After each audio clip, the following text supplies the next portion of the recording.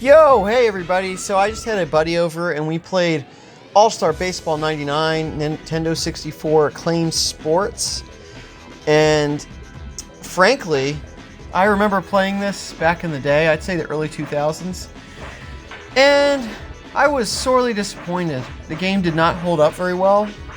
It was very slow mechanics. There was a little bit of a delay upon reaction, especially for batting. I couldn't figure out how to swap out the pitcher. That's a personal problem. I mean, there's a way to do it, but I think you had to wait until the next inning. And I got my pitcher all the way down to like 1 bar, and the controls are pretty good for getting the pitcher to throw dynamic pitches. You have 8 different pitches you can throw, anything from like slider, fastball, sinker, all that kind of stuff.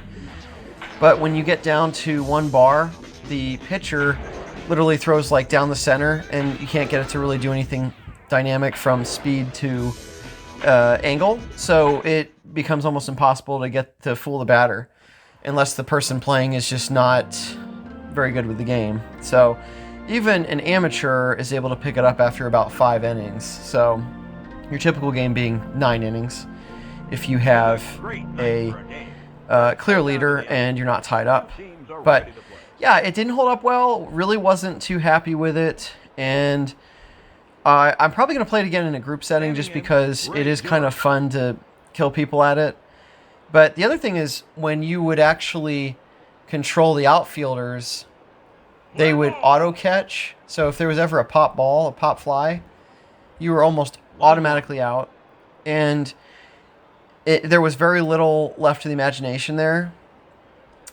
Also, the yellow arrow controls on your N64 controller were what you would play for throwing the diamond, and I thought it should have been your directional pad. It's just a personal preference, but I didn't like that at all. And, you know, the way the pitching is, you have the angle where it's looking from the batter, and so sometimes you get confused whether you're the batter or you're the pitcher. There were just a lot of little complaints with this game. Now, obviously, this game is 22 years old at this point. It's not a new game.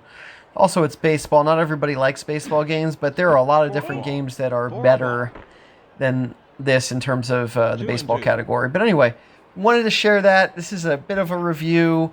Just played it with a friend, and frankly, you know, I just had to talk about it. It was such a bad experience. I just played Tom and Jerry Fist of Fury with a friend on Nintendo 64. It's a new Kid Co. And I had never played this before today. I had the game sitting on my shelf.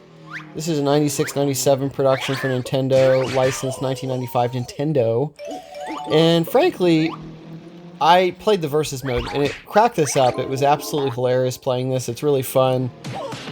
Without playing through the game and unlocking characters, you get about 4 characters, and you just run around smashing the crap out of each other. And frankly, it is a lot of fun for literally 5 minutes, or a couple rounds. I'd say 2 or 3 rounds, and then you start getting a little bored because the moves are basically pick up and throw, punch, kick repeatedly, jump, slap with a weapon. It's a little bit like 3D Super Smash Brothers, except you don't have any more dynamic moves than that, and it's also kind of clunky with the 3D, and plus just the way the movements and the camera angles are, it's a little bit harder to really get into it like Super Smash Brothers. But anyway, I definitely wouldn't recommend this. Tom and Jerry and Fists of Fury, Nintendo 64. And I listed off dates, 1996, 1997. It says copyright 2000 Turner Entertainment Co. It's like, which one is it? Which one is it, guys? Probably 2000. But anyway, this is maybe I'm going to revisit this with some friends at a later point just to get some laughs out of it. But I don't think I'm going to do the story mode. It just seems like it would be a complete drag. And I don't know. Story mode games, especially with titles like Tom and Jerry, like the SNES Tom and Jerry, was just not fun at all for me.